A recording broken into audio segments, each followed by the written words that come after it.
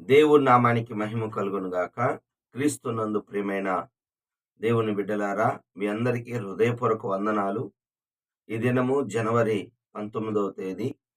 లేఖన భాగము మత్తయి సువార్త 14 అధ్యాయము 1 నుండి 21 వచనాల నుండి ఈ దిన దేవుని యొక్క వాగ్దానాన్ని మనం విందాం.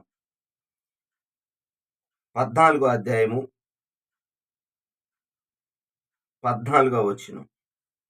ఆయన వచ్చి ఆ గొప్ప జనసమూహమును చూచి వారి మీద కనికరపడి వారిలో రోగులైన వారిని స్వస్థపరచెను. హల్లెలూయా. దేవుడు కనికరపడి వారిలో రోగులైన వారిని స్వస్థపరచెను. ఎవరు వాళ్ళు అంటే, యేసు ప్రభువారు ఏకాంతముగా ఒక అరణ్య ప్రదేశమునకు వెళ్ళాడు.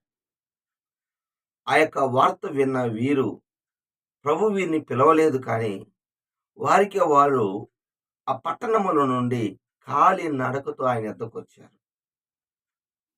కాలి నడకతో ఆయన వెంబడించారు. వచ్చిన వారిని చూసి కనికరపడి వారిని బాగు చేశాడు.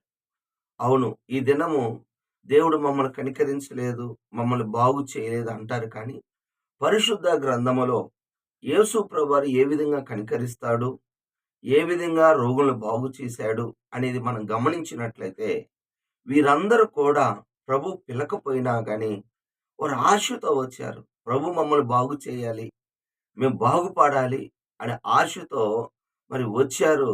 వచ్చి మరి ప్రభువుకి కనపడ్డారు. అలాగనే పరిశుద్ధ గ్రంథంలో మత్తయి సువార్త 20 అధ్యాయంలో కూడా మరి గుడ్డివారి సందర్భాన్ని మనం గమనించినట్లయితే, ఇద్దరు గుడ్డివారు త్రోవ పక్కన ఉన్నారు, కానీ ప్రభు వారిని పిలిచి బాగు చేయలేదు. కానీ వారు ఆ యొక్క అనేక మంది వెళ్తున్నప్పుడు ఆ యొక్క శబ్దాన్ని విని ఎవరు వెళ్తున్నారు అని అడిగినప్పుడు, నజరేయుడైన యేసు వెళ్తున్నాడు అన్న సమయంలో అప్పుడు వారు పెద్దగా కేకలు వేసి, దావీదు కుమారుడా మమ్మల్ని కరుణించు అని కేకలు వేశారు.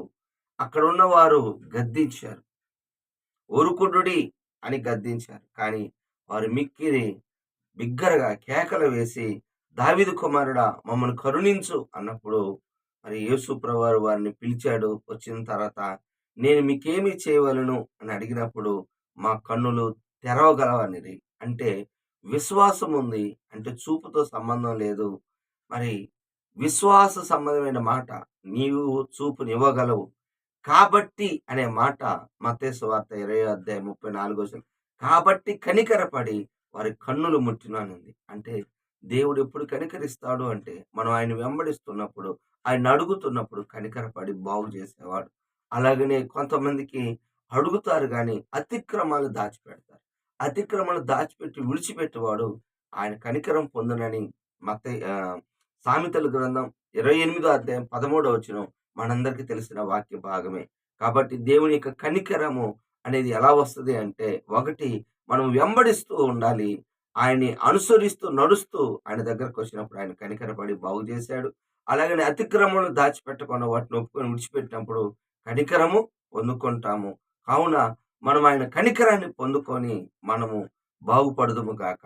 ఈ దినము ఒప్పుకోవలసిన పాపం అనగా మనము విడిచిపెట్టవలసిన మరి పాపాన్ని చూసినట్లయితే, మత్తయి సువార్త 14వ అధ్యాయము 9వ వచనము. తన తల్లి చేత ప్రేరేపింపబడదై బాప్తిస్మిచ్చి యోహాను తలను ఇక్కడ పల్లెంలో పెట్టి నాకు ఇప్పించమని అడిగిను. అంటే ఇక్కడ సందర్భాన్ని చూసినట్లయితే, పరిశుద్ధుడు మరి పుట్టుకతోనే పరిశుద్ధాత్మ చేత మరి నింపబడిన, అంటే పరిశుద్ధాత్మ చేతనే మరి నింపబడిన బాప్తిస్మిచ్చి యోహాను గారు మరి సేవ చేస్తున్న సమయంలో హేరోదు అనే రాజుగారు తన తమ్ముడైన ఫిలిప్పు భార్యని తెచ్చుకొని వివాహం చేసుకున్నాడని అది ఖండించాడు. ఆ, ఖండించిన యోహాన్ని మరి ఆమె హేరోదియ పగబట్టి ఏ విధము చేతనను ఆయన చంపాలని కోరుకుంది, కానీ ఆయన ప్రవక్త అని హేరోదు భయపడ్డాడు. కానీ ఒక సమయంలో ఆ యొక్క హేరోదు యొక్క పుట్టిన రోజు సందర్భంగా, ఆ జన్మదిన రోజు సందర్భంగా తన కూతురు హేరోదియ కూతురు చరిత్ర ఏమంటుంది అంటే, హేరోదియ కూతురు సొలోమి సలోమి అని అంటున్నారు. ఆమె నాట్యమాడింది. అంటే ఎంత హీన స్థితో చూడండి. ఒక యువరాణి స్థాయిలో ఉన్నామె నాట్యమాడి ఆ! హేరోదిని తనతో పాటున్న అధికారులను ప్రేరేపించి వారిని సంతోషపరిచినందుకు హేరోదు ఏమంటాడో తెలుసునా? "నీకేం కావాలి?" అని అడిగినప్పుడు తల్లి తల్లి దగ్గరికి పోయి, "అమ్మ నేనేం అడగాలి?" అన్నప్పుడు తల్లి ప్రేరేపణ చేత చాలామంది తల్లిదండ్రులు గూడా తమ పిల్లల్ని చెడు ప్రవర్తనకు ప్రేరేపిస్తా ఉంటారు. పరిశుద్ధ గ్రంథములు సామెతల గ్రంథం 1 అధ్యాయం 10 వచనం. పాపులు నిన్ను ప్రేరేపింపగా నువ్వు ఒప్పుకోవద్దు. చూడండి.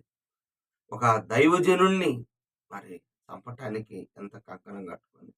పాపాన్ని ఒప్పుకోవాల్సింది. రాజ్యములో రాజుగా ఉన్న వ్యక్తి మరి రాజుగారే ఈ విధంగా ఉంటే ఇంక ప్రజలు ఎలాగుంటారు? ఆ మాట ఎప్పుడైతే ఈ రాజుగారు ఆ మాట విన్నాడు, బాధపడ్డాడు. అయినా నాకు యోహాను తల కావాలని కోరుకుంది. ఈరోజు పిల్లలు ఏం కోరుకోవాలో మరి వాళ్ళు చెడు ప్రేరేపణ వల్ల భయంకరమైన వాటిని కోరుకుంటున్నారు. చివరికి ప్రమాదంలో పడిపోతారు. యోహాను గారి తలను కోరుకుంది. అక్కడున్న ప్రజలను బట్టి అక్కడున్న వారిని బట్టి హేరోదు గారు బాప్తిస్మిచ్చు యోహాను యొక్క తలను మరి కొట్టి తన యొక్క కూతురు ద్వారా అనగా ఆ యొక్క సలోమి ద్వారా తన తల్లి దగ్గర